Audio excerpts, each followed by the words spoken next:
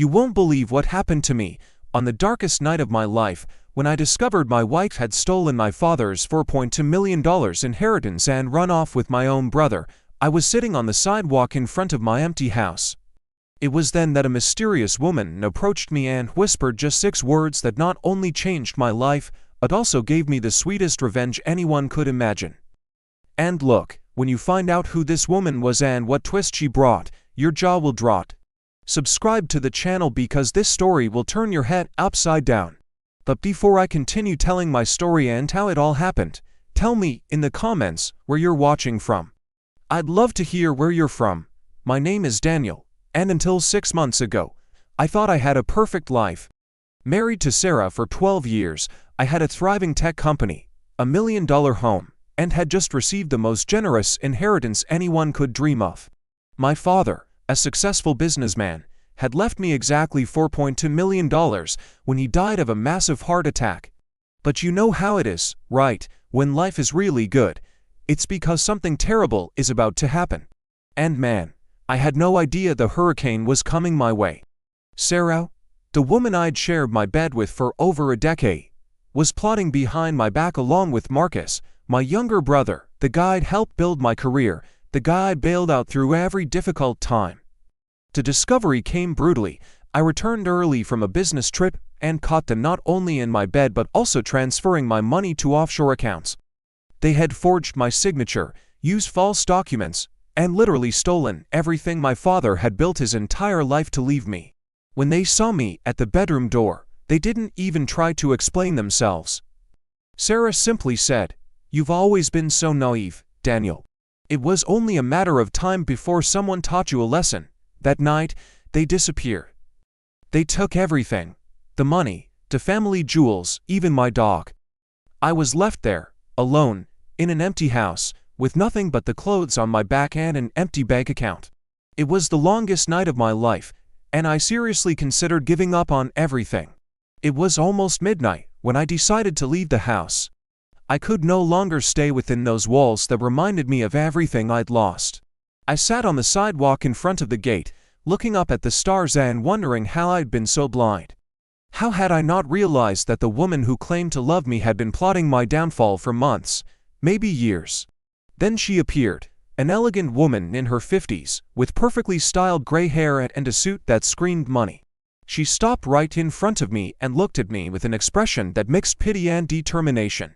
For a moment, I thought she was a concerned neighbor or perhaps a social worker. "Are you Daniel Morrison?" she asked in a firm but gentle voice. I nodded, not really wanting to talk. It was then that she bent down to my level and whispered the 6 words that change everything. "I know how to get your money back." My heart raced. Who was this woman? How did she know about my situation? Why was she offering to help me in the middle of the night? 1,000 questions exploded in my head, but before I could ask any of them, she continued speaking. "My name is Victoria Sterling. I'm a private investigator and lawyer specializing in financial crimes. 3 months ago, your wife hired me to investigate you." The revelation left me even more confused. Had Sarah hired an investigator to spy on me? Why? She wanted evidence that you were having an affair, to use in the divorce and get more money. But during my investigation, I discovered something much more interesting. Victoria handed me a thick envelope. Your wife and brother aren't the only ones to blame in this story. There's a third party involved, someone much more dangerous. I opened the envelope with trembling hands. Inside were photos, bank documents, and recorded conversations. My eyes widened when I saw the images. Sarah and Marcus weren't just stealing my money. They were laundering money for a drug cartel, using my inheritance as a springboard for international operations. They thought they could use you as a scapegoat, Victoria explained. The plan was to leave you with nothing, disappear with the money, and when the authorities discovered the money laundering scheme, you would be the only name on the documents. You would go to jail, and they would walk free and rich. The discovery left me sickened. Not only had they betrayed and robbed me, but they were willing to turn me into a criminal to protect their own backs. The rage I felt in that moment was indescribable. It was as if my blood had turned to lava in my veins. Victoria invited me to her office the next day. It was an impressive space, on the top floor of an office building, with a spectacular view of the city. The walls were covered with diplomas, certificates, and photos of her with important people. Clearly, she was no ordinary researcher. "Why are you helping me?" was the first question I asked as I sat down in the leather chair across from his desk. "Sarah hired you. Technically, you should be on her side." Victoria smiled in a way that gave me chills. "Daniel, I've been in this business for 40 years. I've seen a lot of disgusting things, but what your wife and brother planned to do to you crossed all lines. Besides," she paused and looked me straight in the eye, "I have personal reasons for wanting to see those to get hurt." She then told me that Marcus wasn't just my cheating brother. 5 years earlier, he had seduced and deceived Victoria's daughter, a 22-year-old named Elena. Marcus promised marriage, borrowed money claiming to have a promising business, and then simply disappeared. Elena fell into a deep depression and has yet to fully recover. When Sarah hired me and I found out she was involved with Marcus Morrison, I knew it was my chance to finally get justice, Victoria revealed. "Not just for you, but for my daughter too." The plan she had devised was both brilliant and diabolical. First, we would use the evidence she'd collected to track down exactly where Sarah and Marcus were hiding. Second, we would infiltrate their scheme to not only recover my money, but also gather enough evidence to send them to prison for a long time. There in Miami, Victoria showed me surveillance photos. They rented a $3 million mansion on Star Island, living like kings with their money. But they make one mistake a day. They're spending extravagantly and attracting the attention of the authorities. The most brilliant part of Victoria's plan was to use their own arrogance against them. Sarah had always been vain and loved to flaunt her wealth on social media. Marcus was addicted to gambling and expensive women. These vices would be the gateway to our revenge. "We'll approach them posing as clients interested in money laundering services," Victoria explained. "I have underworld contacts who can present us as investors looking to hide dirty money. Once inside the scheme, we'll document everything and turn the tables." A week later, we were in Miami. Victoria had completely transformed me. A new haircut, a well-groomed beard, expensive clothes, and fake documents bearing the name of Ricardo Vasquez, a Mexican businessman interested in investing money of dubious origin in American businesses. The first phase of the plan worked perfectly. Through her contacts, Victoria arranged for us to be introduced to Sarah and Marcus as potential business partners. They were operating from a luxurious office in Brickell, posing as financial advisors specializing in international investments. When Sarah saw me, for a second I thought she would recognize me, even though I looked completely different, but greed got the better of her. When Victoria, who was using the name Carmen Herrera, my partner, mentioned that we had $10 million to invest, Sarah's eyes lit up in a way that made me sick. "Our services are very discreet," Marcus explained, wearing a $5,000 suit that was probably purchased with my inheritance money. "We guarantee complete anonymity and 15% annual returns.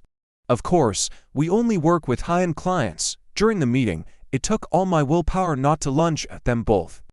I heard Sarah tell lies about how they'd built the business from scratch, and I saw Marcus boasting about his financial skills. They had become completely different people, living a fantasy built with the money stolen from me. The turning point came when Sarah started flirting with me. That's right, my ex-wife, who had cheated on me and stolen from me, was trying to seduce me by pretending I was a wealthy Mexican businessman. The hypocrisy was so hypocritical, I almost vomited right there. "Ricardo, you have a special charm," she whispered in my ear during a business dinner.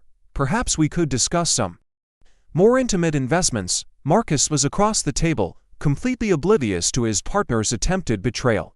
It was at that moment that I had a diabolical idea. If Sarah was willing to betray me again, this time by betraying Marcus, we could use that to drive a wedge between them. A divided couple is much easier to break down than a united one. Over the next few weeks, I allowed Sarah to believe I was interested in her romantically. We arranged secret meetings at luxurious hotels, where she confided intimate details about the money laundering operation. What she didn't know was that Victoria had installed cameras and microphones everywhere we met. "Marcus is an idiot," Sarah blurted during one of our meetings. "He gambles everything he earns, spends fortunes on expensive prostitutes. If it weren't for me, we would have lost everything already. The irony was incredible. She was complaining about the financial irresponsibility of the man with whom she had stolen my inheritance. During these conversations, I learned shocking details about how the heist had been planned. Sarah confessed that she began planning the whole thing 2 years before my father's death. She had hired a hacker to break into the systems of the law firm that handled and discovered the exact amount of the inheritance I would receive. 2 years, Ricardo. For 2 years I pretended to love that idiot Daniel, while I plotted how to take all his money. She laughed in a cruel way that gave me chills.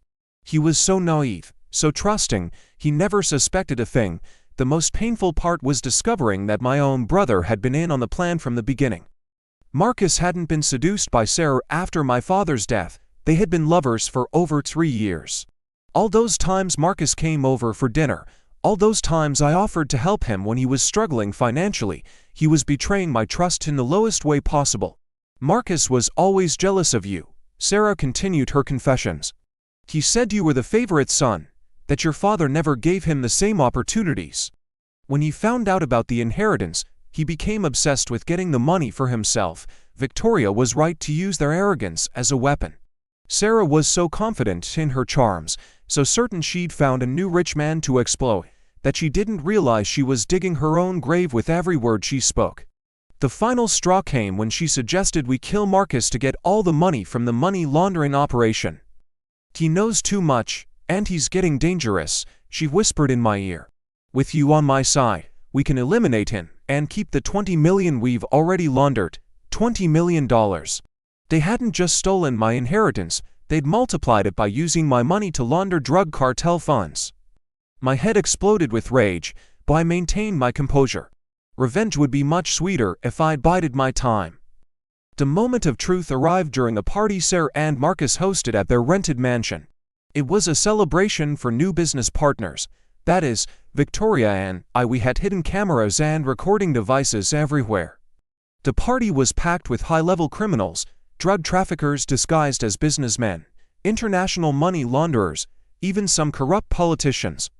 It was the perfect environment to gather evidence that would incriminate not only Sarah and Marcus, but the entire criminal network they were part of. Around midnight, when everyone was drunk and off guard, I decided it was time to reveal myself. I grabbed the microphone being used for the toast and climbed onto a table in the middle of the room. Everyone, I'd like to make a special announcement, I began, seeing Sarah and Marcus look at me curiously. 6 months ago, I lost everything I had in my life. My wife cheated on me, my brother stole from me, and they took $4.2 million of my father's inheritance. The room was completely silent. Sarah went pale as a sheet. Marcus dropped the glass of whiskey he was holding. What you don't know, I continued, slowly removing the fake beard and hair, is that Ricardo Vasquez doesn't exist. My real name is Daniel Morrison. And Sarah, I looked directly at my ex-wife, who looked like she'd seen a ghost. You just trusted all your secrets to the man you betrayed. Chaos ensued. Marcus tried to run for the exit, but Victoria had already contacted our FBI contacts, who surrounded the house. Sarah, desperate, tried to deny everything, claiming I was lying, that it was all a setup. 3 months of footage says otherwise, Victoria announced, appearing beside me with a triumphant smile. We have enough evidence to send you both to jail for the next 20 years. The look on Sarah's face when she realized she'd been completely duped was priceless. The woman who thought she was the smartest of them all, who had planned my financial ruin for years, discovered she'd fallen into the world's most obvious trap, her own greed. Marcus tried to physically attack me, screaming that I had destroyed everything. You didn't deserve that money, he yelled as the federal agents handcuffed him. Daddy always loved you more. It was my turn to succeed. The truth hurt, but it also freed me. I suddenly understood that my brother's envy and resentment ran much deeper than I'd imagined. It wasn't just about money. It was about a lifetime of comparisons and hurts he'd never had the courage to express honestly. The trial was a spectacle.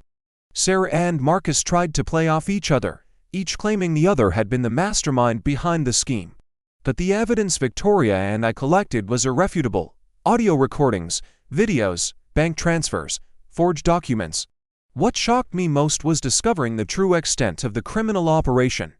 They hadn't just laundered $20 million, the total amount exceeded $50 million. My inheritance had been the seed money for a criminal empire that spanned 3 countries. Sarah received 25 years in prison for money laundering, conspiracy, embezzlement, and attempted murder for suggesting Marcus's murder. Marcus received 20 years for the same charges, except the attempted murder, but the best part was the asset seizure. The US government seized everything: the Miami mansion, the luxury cars, the jewelry, the offshore bank accounts. And because I was the original victim of the theft, I was able to recover not only my original $2 million but also my share of the laundering profits, a total of $12 million. Victoria refused any payment for the work. Seeing my daughter finally have peace knowing Marcus is behind bars is reward enough, she said. But I insisted on paying all the surgery expenses and even gave her a $500,000 bonus. The emotional recovery was harder than the financial one. Even with all the money recovered, the scars of the betrayal remained. It took me months of therapy to accept that the 2 people I trusted most in the world had betrayed me in the cruelest way possible. But I also learned valuable lessons. I learned that greed turns people into monsters. I learned that envy can be more destructive than hate. And most importantly, I learned that sometimes revenge isn't about getting even, but about getting justice. Today, I use part of the money recovered to help other victims of financial crimes. I created a foundation that offers free legal support to people who have been robbed by family members or spouses. It's my way of turning all this pain into something positive. 6 months after the trial, my life was completely rebuilt, but in a way I never could have imagined. The money recovered gave me financial freedom, but it was the experiences had during the investigation that truly changed me as a person. Victoria became a very close friend. We discovered we had a lot in common beyond our thirst for justice. We were both workaholics who had dedicated so much time to work that we'd forgotten to live life.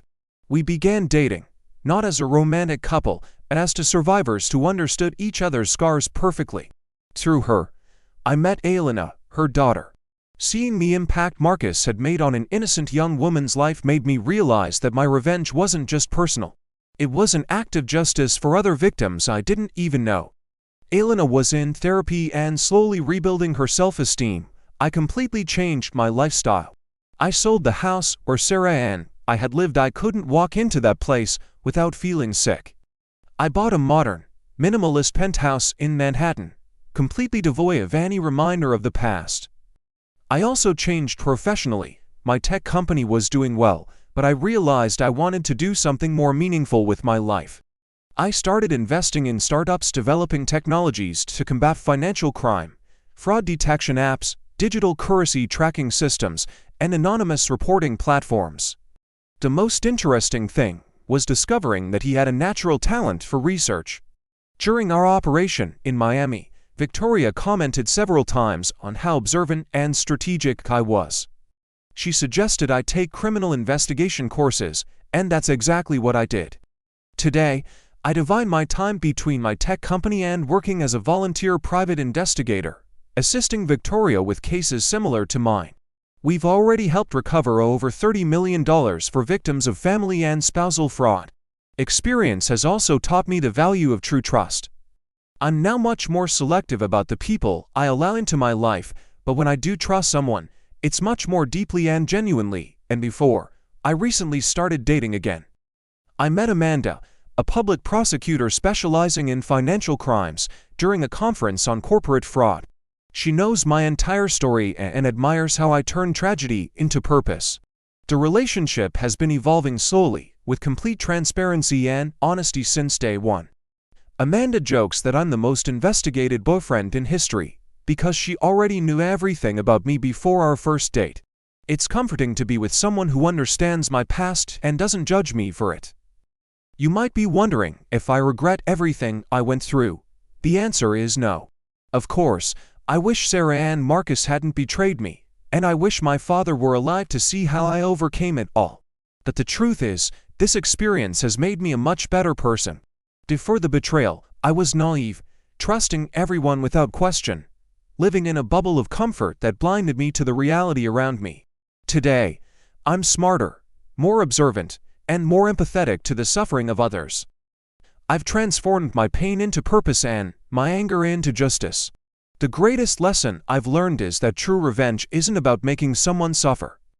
It's about rebuilding yourself so completely that the betrayal becomes irrelevant. Sarah and Marcus are in jail, but even if they were free, they couldn't hurt me anymore. I'm a completely different person now, stronger and wiser. If you've made it this far, thank you so much for following my story. I hope it inspires you to never give up, even when all seems lost. Sometimes the worst night of our lives is just the beginning of the best phase yet to come.